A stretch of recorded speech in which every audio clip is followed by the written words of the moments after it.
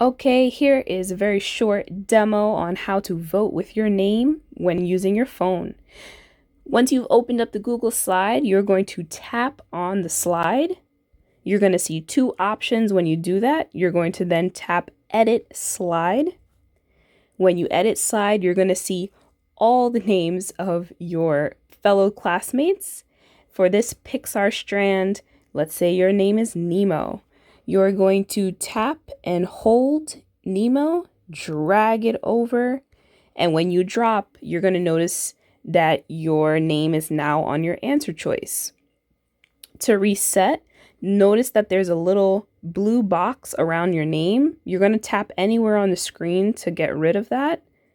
And to reset, you're going to again tap your name, drag it over to the side, and now you've successfully reset.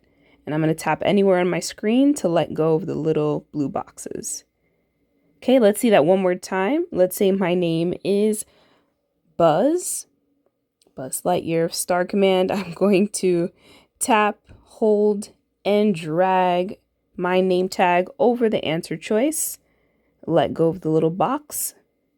And when I'm told to reset, I'm going to again tap and hold my name, drag it over to the side, and I've now successfully reset.